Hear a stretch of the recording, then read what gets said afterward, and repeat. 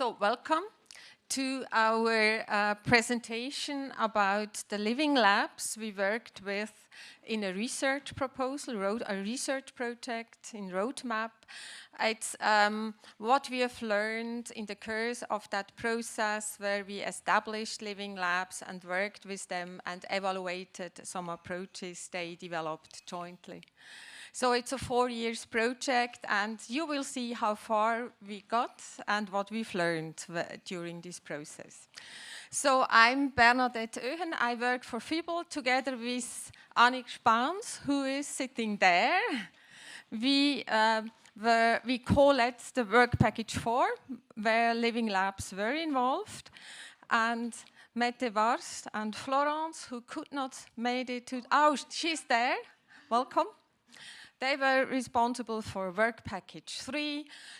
Together we built pillar 2 of Roadmap project, and we worked very closely together for this 4 years period. And then also connected to the Living Lab approach, we worked together with work package 6, who looked at the system perspective. Sophie, Molia and Mette, they will introduce you to the results they created during the project. So what we will do here is kind of a participatory presentation. So we will switch the microphone from one person to the next. Or probably a dancing presentation we will see, so hopefully it will work. So what we did, we just tried to implement the idea of having a more prudent use of antimicrobials in the European livestock sector, really put that idea on the ground in different countries of the European Union and really work with the involved stakeholders to create new practices, new perspectives to reduce this antimicrobial use. So the overall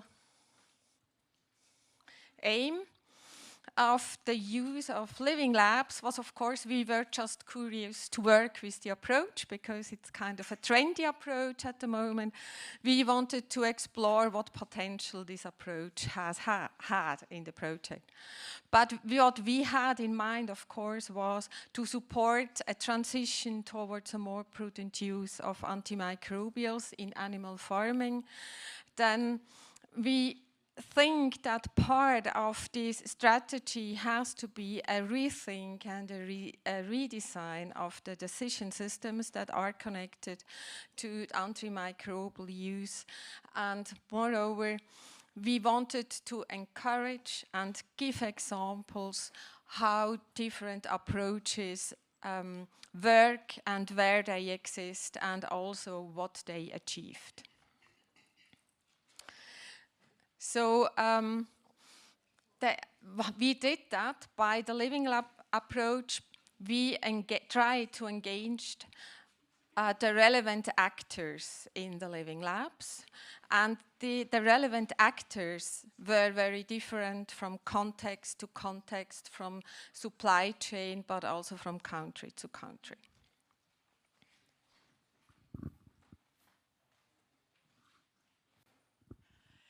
So, and now we'll just try to give a brief overview of the process of living labs in the Roadmap project.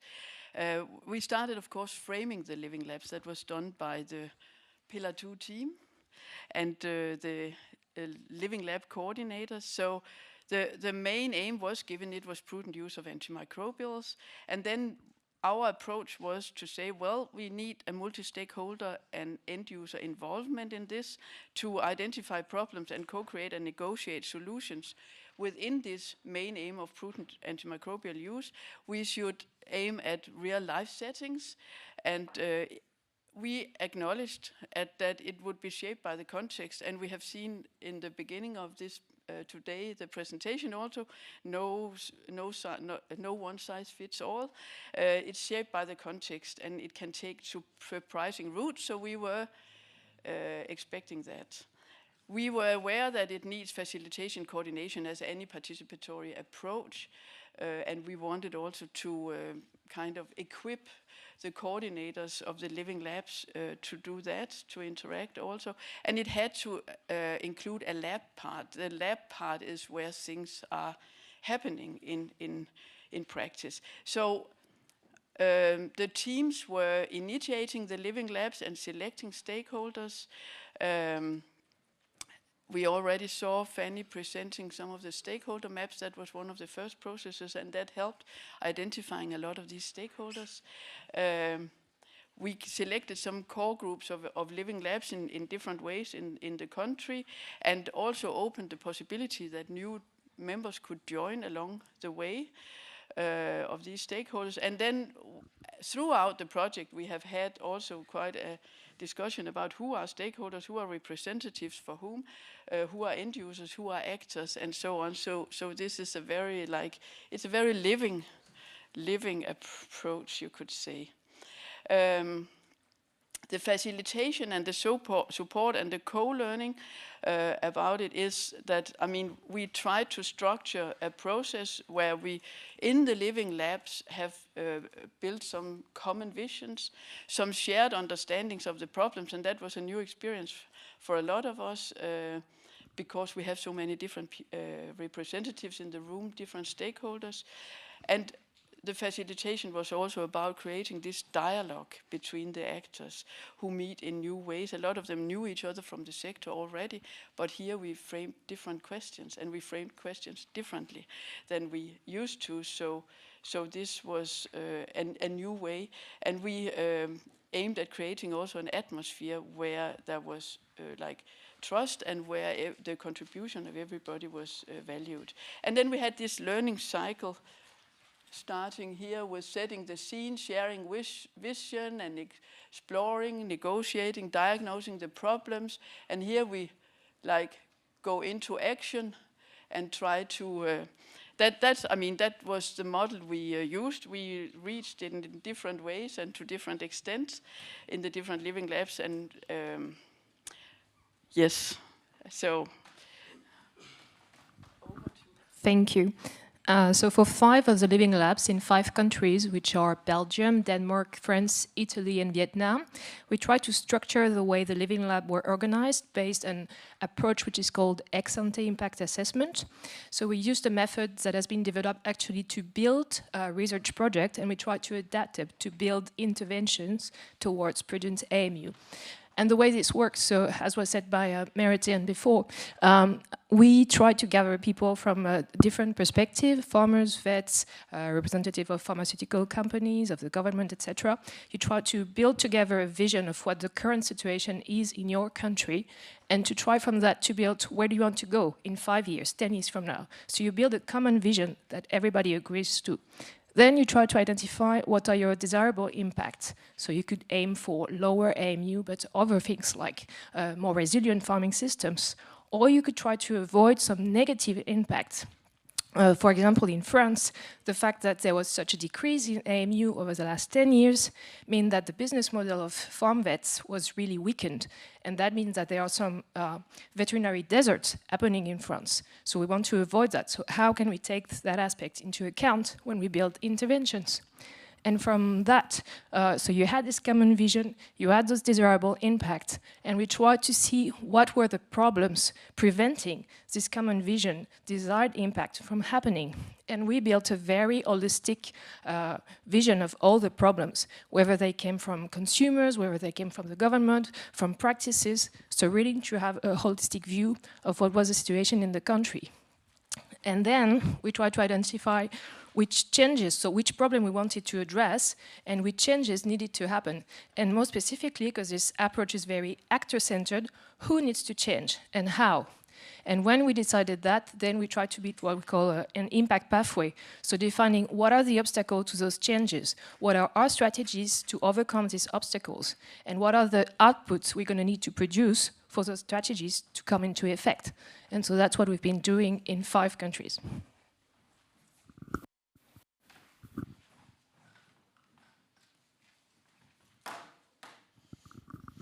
So coming back to the living labs, the picture you see below, even if it's not that clear, is a picture from last week. So we had a final event in the UK where living labs working in the dairy sector, veal and beef, were invited for an exchange to the UK, and obviously you see after 4 years there were still people meeting and standing together and discussing, so which is, I think, an achievement. So one of the first thing is what we see, the method motivates people and keeps people together and interests people because they are involved, they created and they learn in parallel.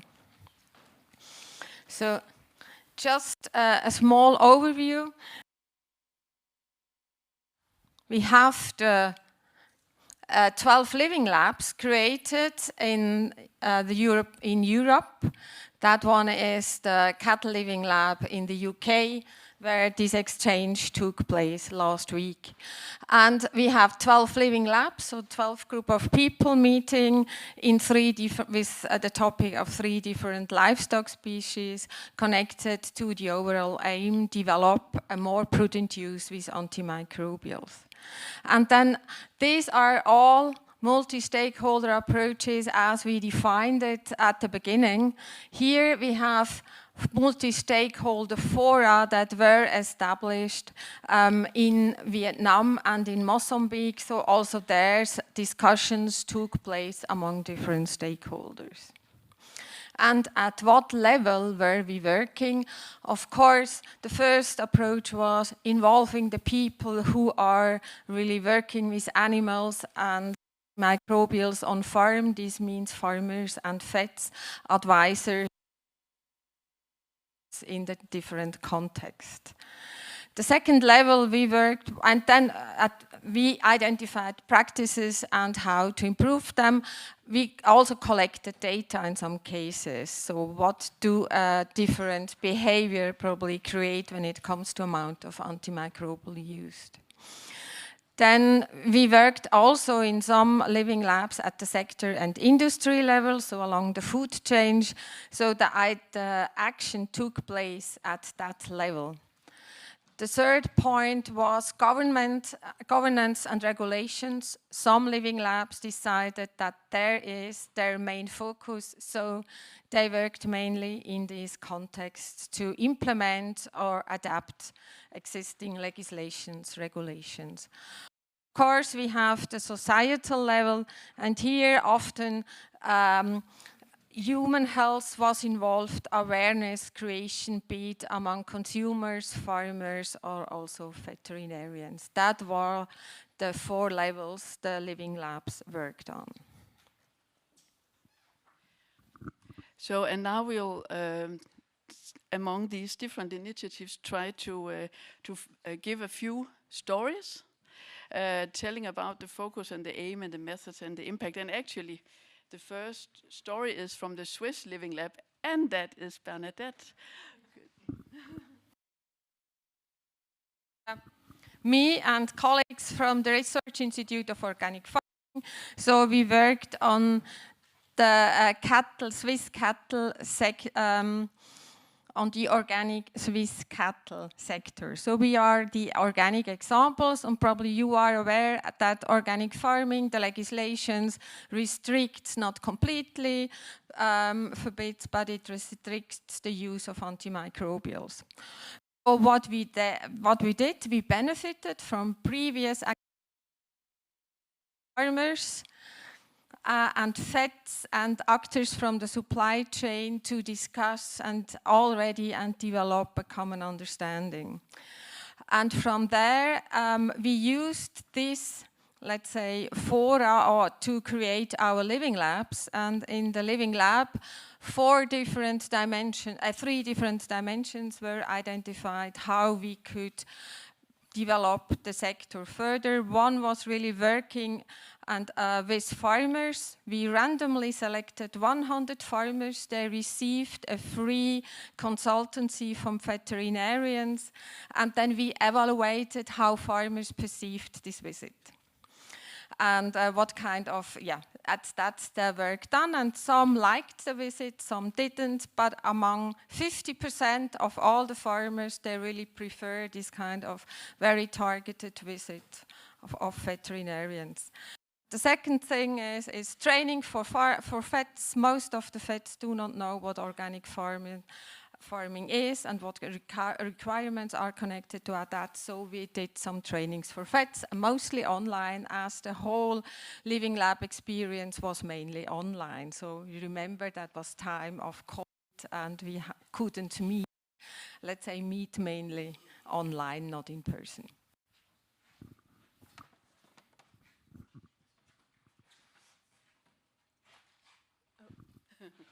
Yeah, and I just want to add something because regarding the cattle living lab, because that kind of leaves over also to, I mean, there was a lot of essential co-learning and co-creation in each of the living lab contexts. In the cattle, here are pictures from the British and the Danish cattle living lab also.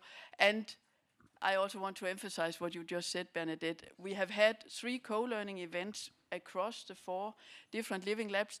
One of them was online, and 2 of them were in person. And it was, I mean, it was a lot of exchange. We also found out a lot about differences between countries. But one thing that is really important here to say is that we also identified common challenges. Even though cattle farming is very, very different from Switzerland, Belgium, UK, and Denmark, we have some of the same challenges.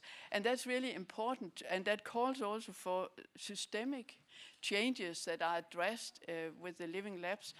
They are difficult to address. But I mean, you can say with a multi-stakeholder, you have a multi-stakeholder approach, you have the potential. And the common challenges has been the extreme, like, what can you say, focus imbalance between the milk production and the calves, under-prioritized calves, often from dairy herds. That is a systemic thing, and sometimes also the humans working with them. It's very inflexible systems in the countries with a lot of moving around with calves and so on. We're not going too much into that.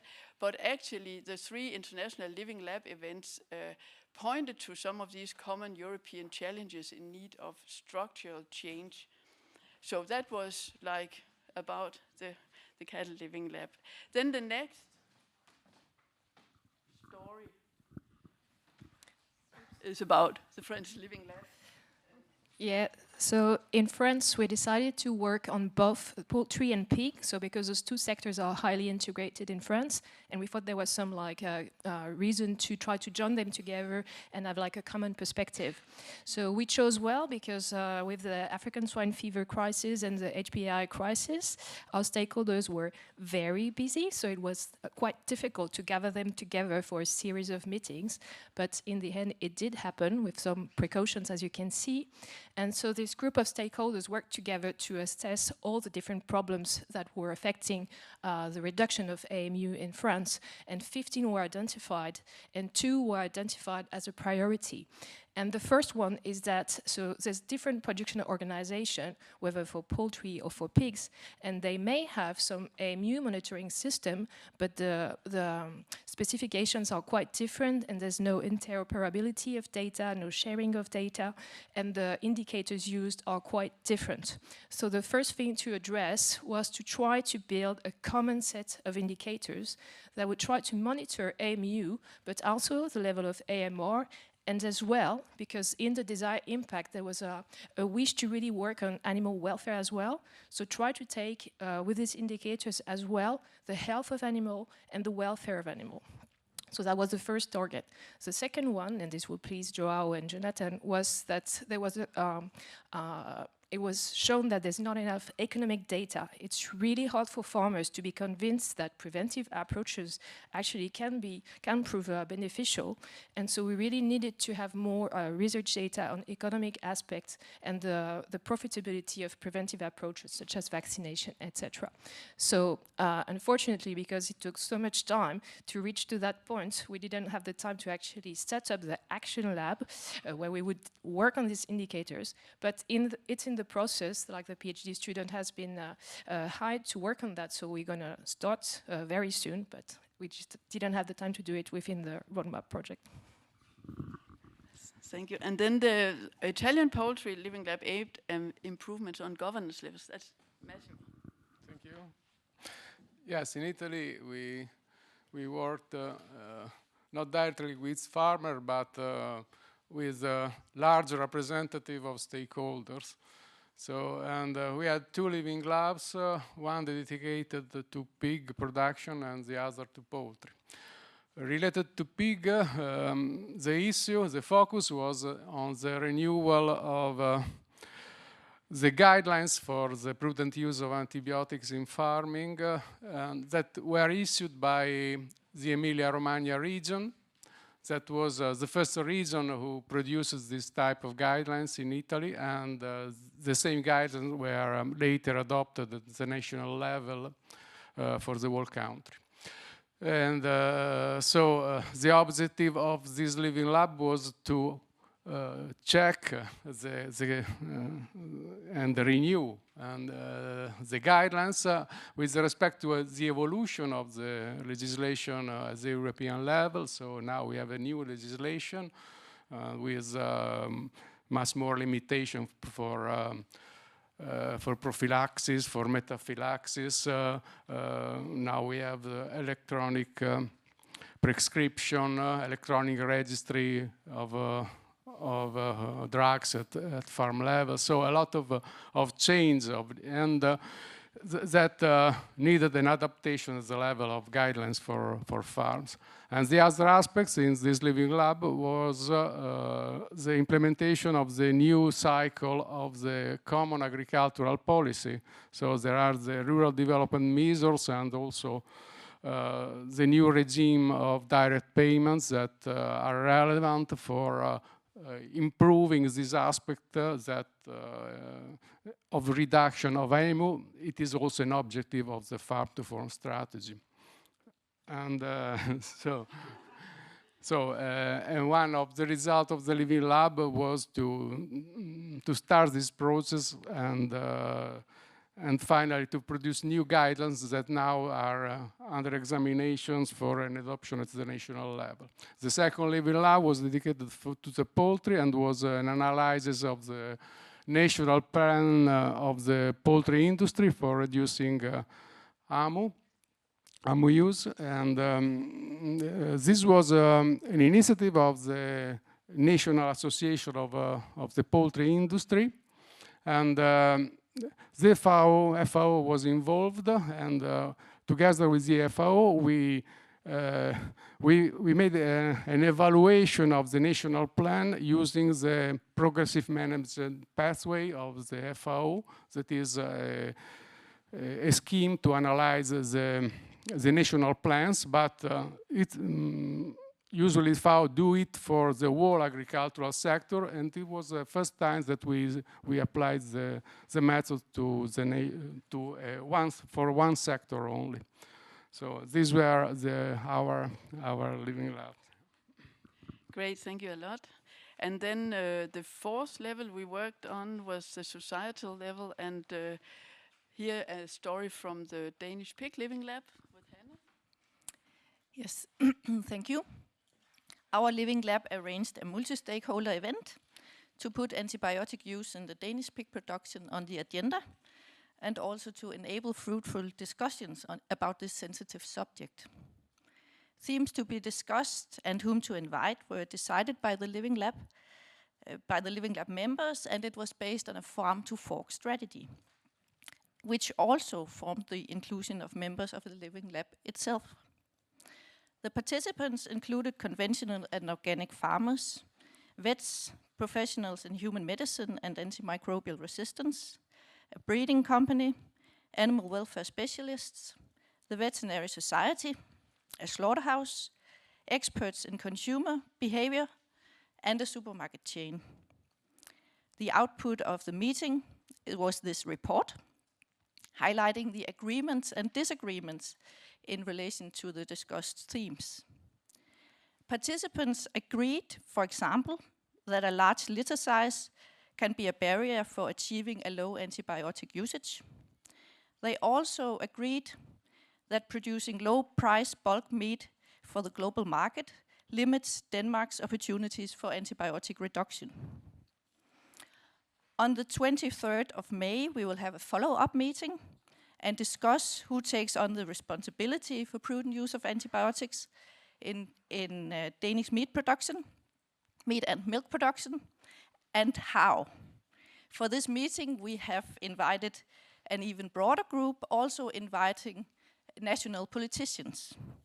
So we hope that this will be a good opportunity to broaden out the discussion, also to the political level. Our own take-home message from the multi-stakeholder meeting and from the Living Lab itself is that bringing people with very different backgrounds and pre-understandings together is a powerful tool to create dialogues and to open up for real change. Good. So then one of our last tasks in work package 6, which is about impact assessment, was to try to compare what was done in the 5 countries where we used it. So we gathered people together again, because we're really keen on participatory approaches, to try to do this comparison. And we did that first. We compared the context in the different countries. And really this has such an influence, and it was so different from one country to the next. We had in the same batch of countries, Vietnam, where you still use banned antibiotics, where there's still residues in the food that people consume, to Denmark, which is kind of the world champions. So in terms of motivation to further reduce AMU, this has large implication. In Denmark, you had a lot of time that was spent convincing people that they were actually not best of the world and that they could still improve things. So that was a major effect on what we were able to do. And we also found that when comparing the 5 countries, that there were different factors affecting the motivation to further reduce AMU. And that was a lot of fear for competitivity on the export market, for European countries mainly, because Vietnam does not export so much. The fear for a negative effect on animal health and welfare. For example, in France, on pigs, there are also farmers that are not using antibiotics even for the animals who are sick because they don't want to lose the premium price. So that has consequences. And also there was a specificities of some animal production system, for example, in Italy, where you have heavy pigs production, and so like a longer duration where you can use antibiotics. And also there were differences between the countries in terms of whether or not there were some AMU monitoring system that was set up. There was none in France or in Vietnam, for example, and whether vets were allowed to get income from selling antibiotics or not. And strangely, you can have countries with the 2 different sets, but some perform high and some perform low in terms of AMU. So that was also a finding.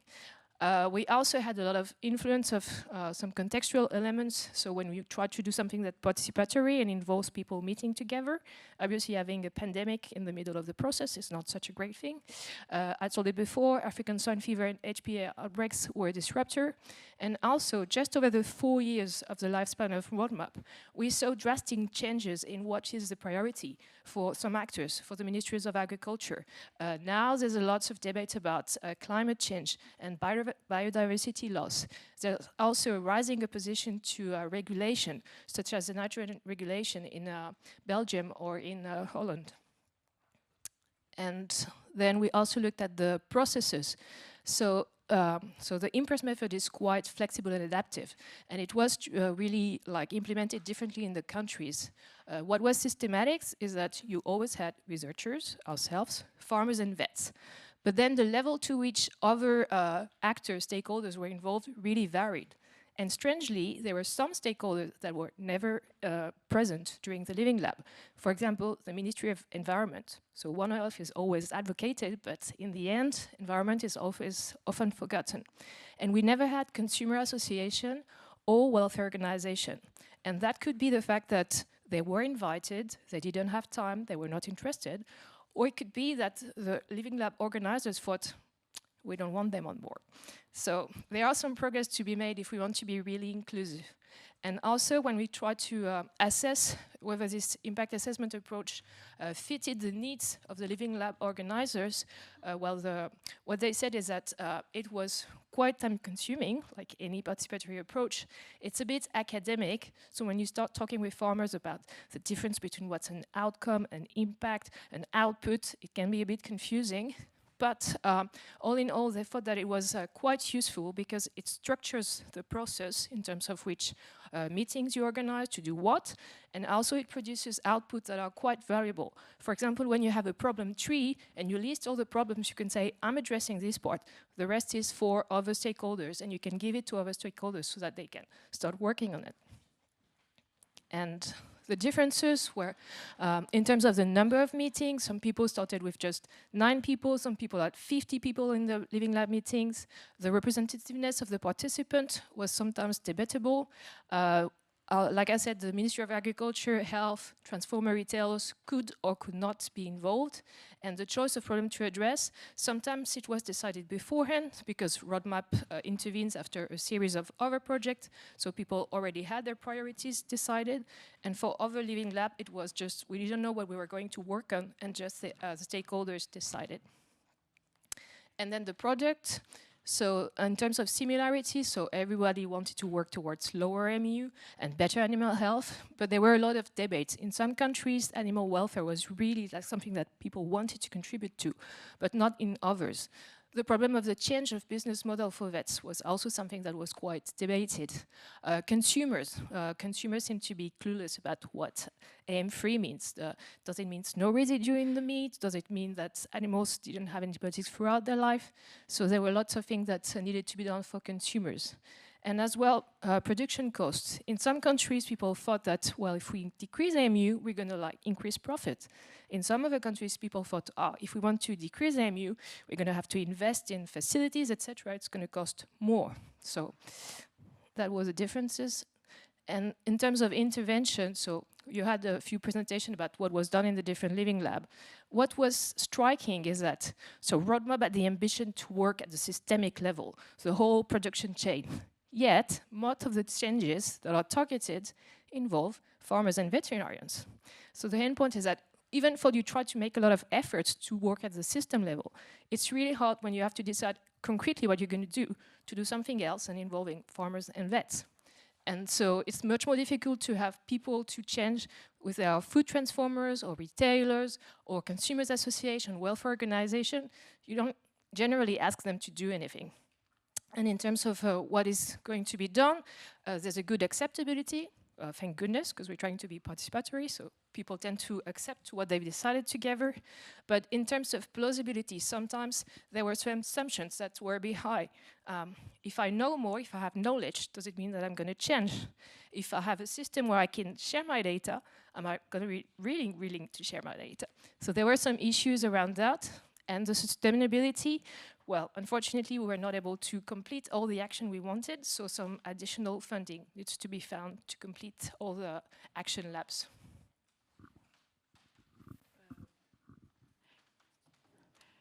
Yeah, and now we are going to emphasize the major take-home messages. So one is participatory presentations also need time and moderation, so sorry for that. I think we will need more time than planned.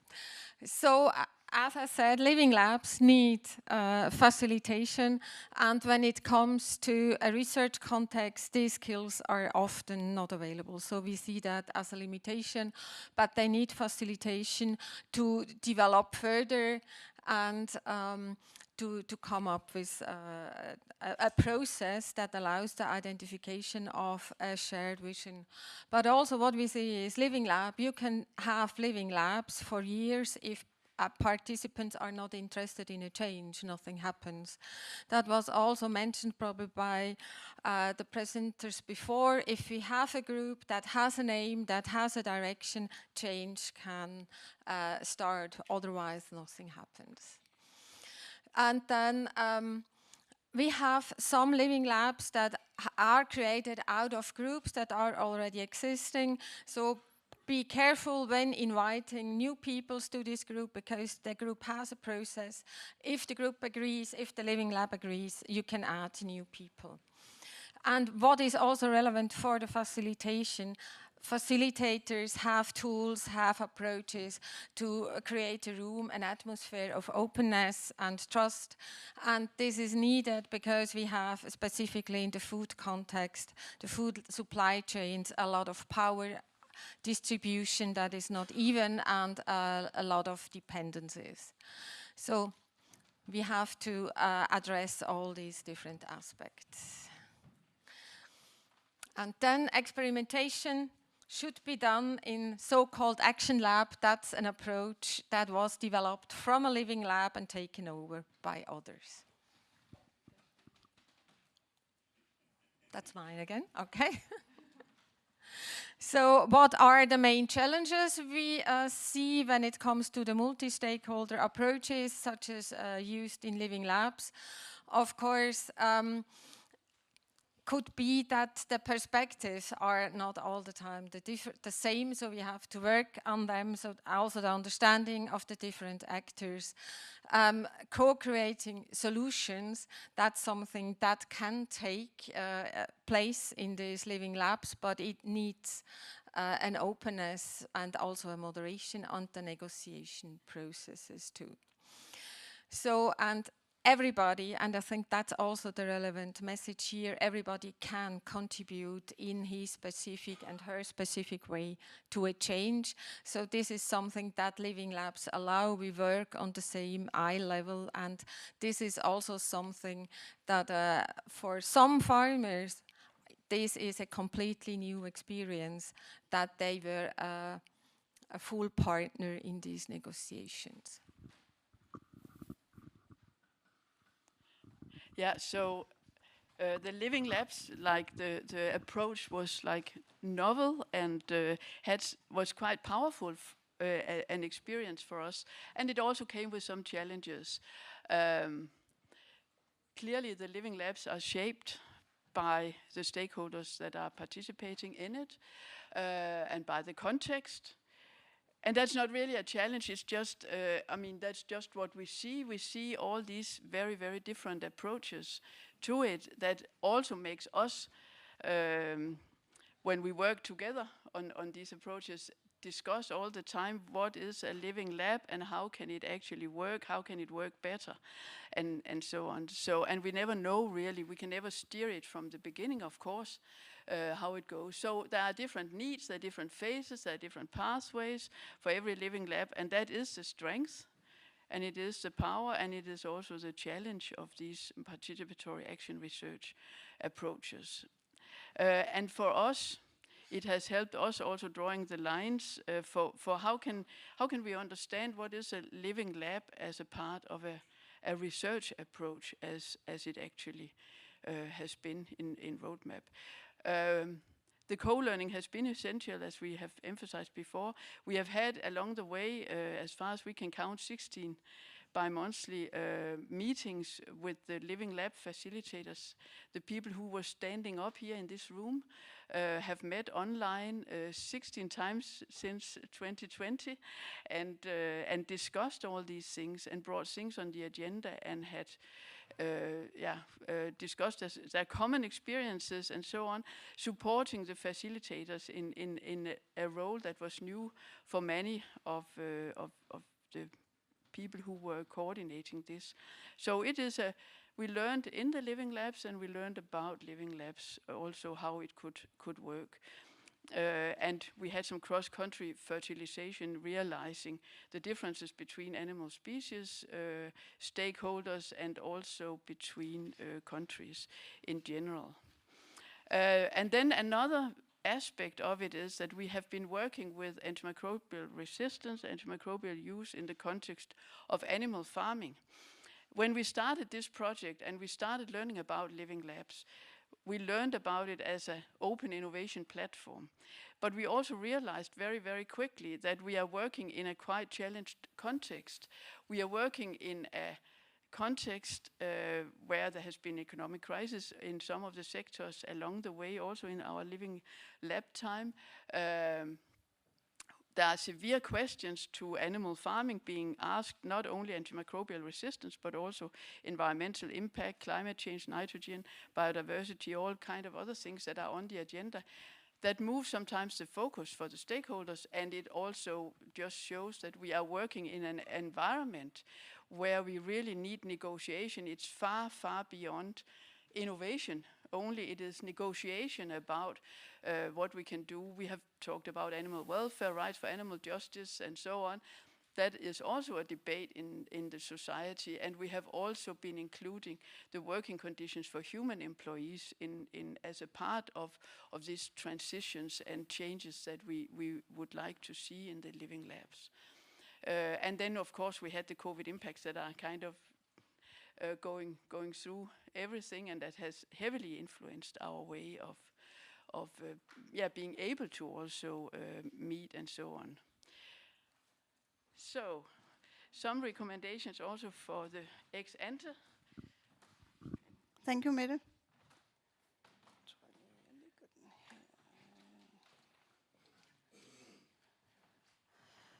Yes, I will go back to the analyzing the 5 countries in the 5 different 5 living labs in the 5 different countries, and we would like to point out few recommendations for building an ex-ante impact assessment. It is important to say that the recommendations, they are highly context dependent. It is important to adapt to the momentum because the motivation in the living lab depends on how important AMU and AMR is among other problems in agriculture. And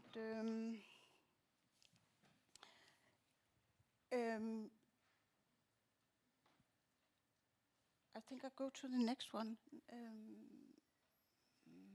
Yes, if the trust is built in the living lab, the benefit of the method will be that people that do not talk to each other normally will meet and get to exchange, and they will get to know each other's perceptions and maybe get new views.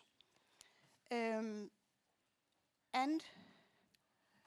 in the living lab, they will get the ability to explore sensitive topics, like Hannah told about, and have constructive discussions and dialogues. And we really need to be aware that this method takes time. And here I will start from the bottom.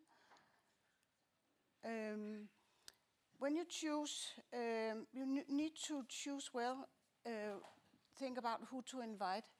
And do we want to start with a very big living lab and then go smaller, or start with a smaller living lab and go bigger? Or do we want to invite the exact people and stay with them through the living lab?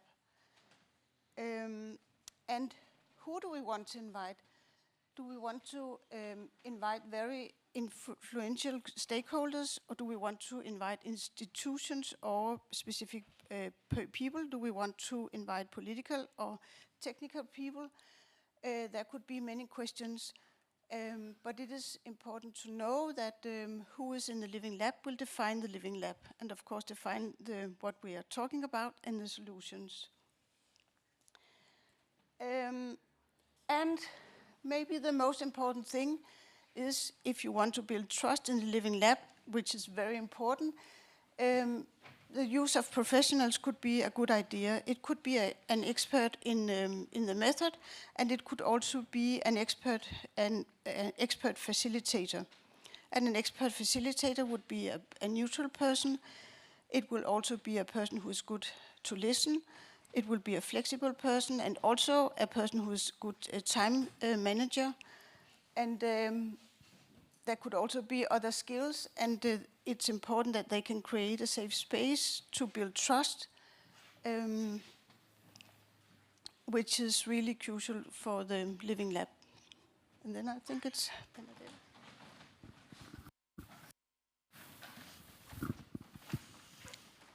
So this is our last slide, but please take a moment to look at it.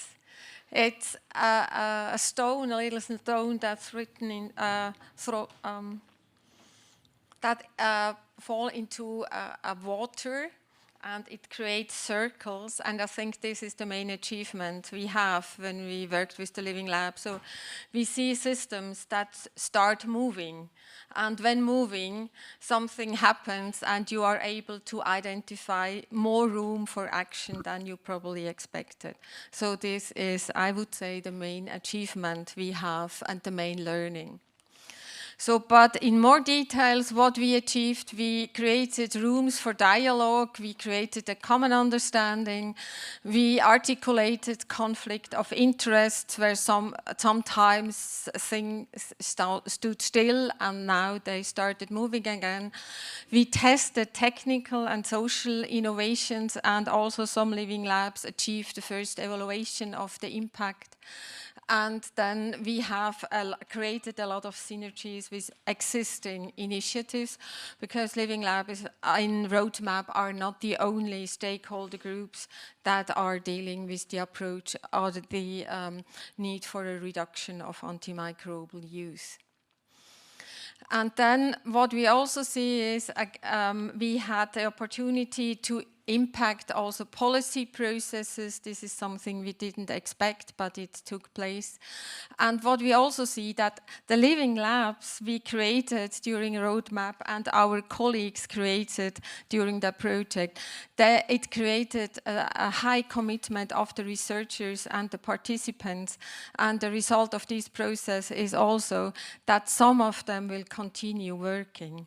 So even if there is no Roadmap project anymore, they will keep on meeting and discussing and looking for new solutions.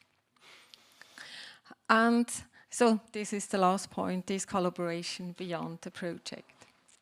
So I will give that slide again, but first of all, thank for all the people involved in Roadmap who went with us to this adventure of creating, implementing Living Labs. We learned a lot, the participants learned, we all learned a lot. Thanks for all the collaboration and the sharing of insights with us. And thank you all for listening to this presentation.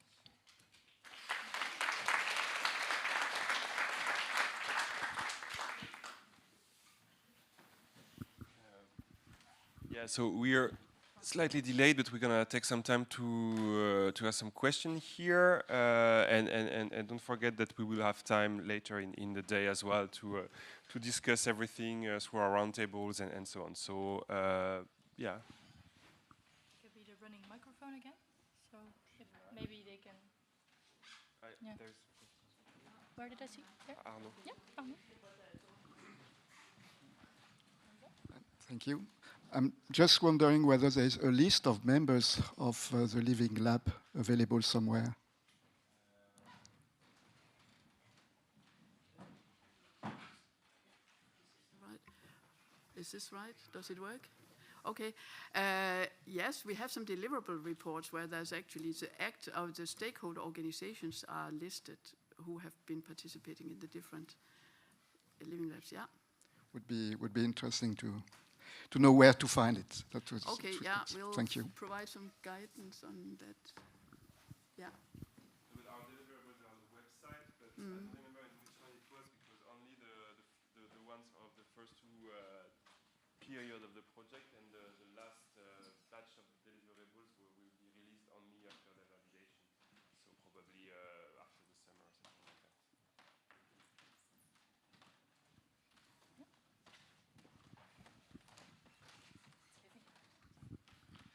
Hello, Koen Vervoort from the European Network of Living Labs, member of the SEB. I have millions of questions and remarks. I'll make a kind of report for you. Okay, we have However, I think, first of all, congratulations with the achievements, and you should celebrate them, because mostly people are focusing on what didn't what wasn't achieved instead of what was achieved. And a crucial aspect in trust building, which was mentioned several times, is celebrate achievements, together with sharing results, which was mentioned also. When you talk about, I had one question actually for this moment. When you talk about action labs, what do you actually mean? They work differently in the different contexts, but it's like the room where things are, what can you say, brought into the world, and it can be an extended group from the Living Lab, where the Living Lab group participate. It can be a subgroup in the Living Lab that has been seen as kind of thematic groups within the Living Lab. It has in some cases also been groups that worked parallel to the Living Lab with only a few kind of bridges, and it has been, and now I'm swapping through the different examples. Yeah, but I think that's the main like types of action lab. Yeah, so it's actually a part of the Living Lab when you talk to us, because it's only the third phase in the life cycle approach where you go and test and validate and experiment probably. That's what the action happens. Yeah. Okay. Thanks.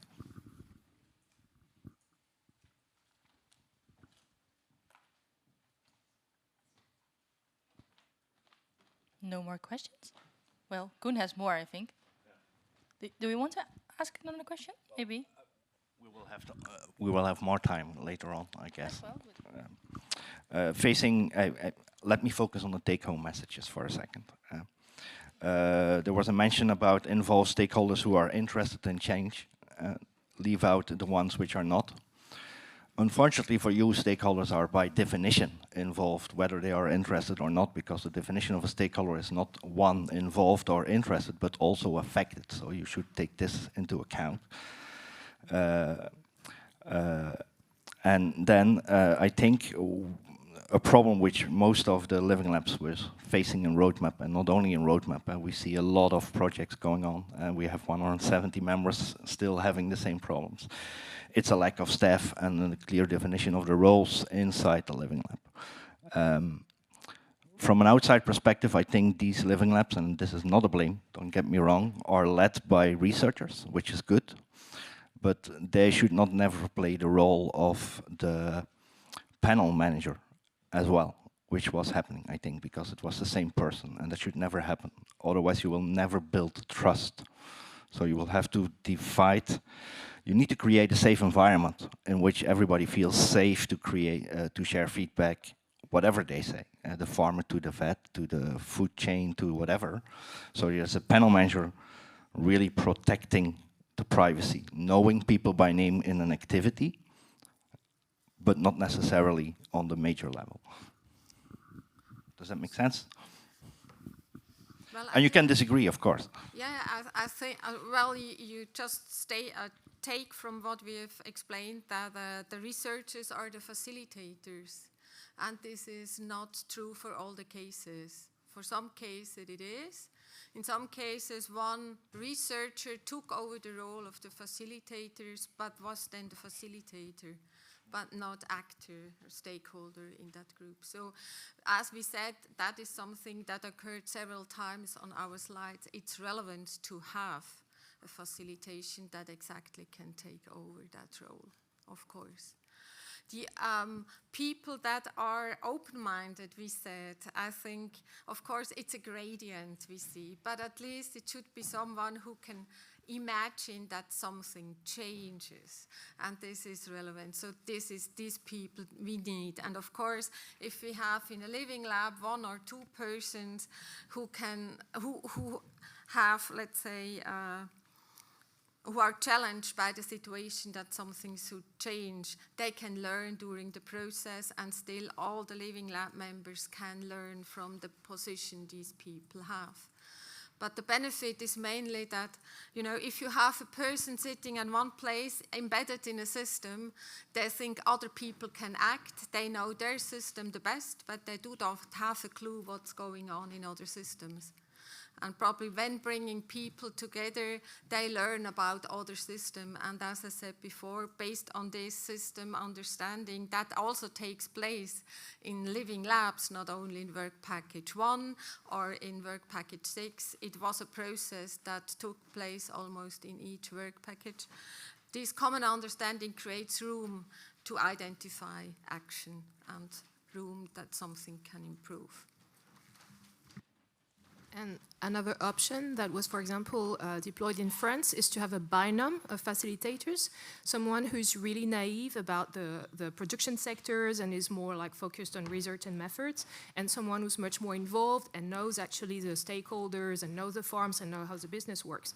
And that worked really well because there was this kind of neutral, but then someone who could like really focus the discussion. And what was very useful as well is after each meeting, we had a debrief. And like there were some researchers that were actually observers of the Living Lab to see who talked, who was benevolent, who was more pushy, etc. And we were really trying to assess whether the facilitators, and especially the one who was, I would say, more involved in the subject, was not trying to push his or her ideas. And so having if you have the resources to do it, having this kind of observation and feedback systematically really helped in trying to keep the Living Lab working in a neutral and open way. Jan Vaarst. Also a question about Living Labs. There was someone said make use of the momentum. I sometimes think that we are losing a bit of the momentum in the antimicrobial use discussion, and that it maybe not losing, but it's shifting from specifically antimicrobial use towards more better animal husbandry practices more in general, better animal health, better animal welfare, and that will reduce also the need to use antimicrobials. So also this more holistic approach that was mentioned in some of the presentations. Do you think that also the Living Labs should from time to time reflect on their goals, and if they are still the goals they want to achieve, or that they have to steer and adapt their direction? Certainly, certainly, and I think that, I mean, talking about these like cycles going through, it's like, I mean, that is a natural part of it, that it is like going into new phases, going into new cycles. Also, the context is changing. So it's like, I mean, we saw in these 4 years where 3 of them were, where we had Living Labs in 3 of them, that the context changed, and that also changes kind of the focus. And actually also talking about systemic changes, I mean, a lot of these things are actually woven together.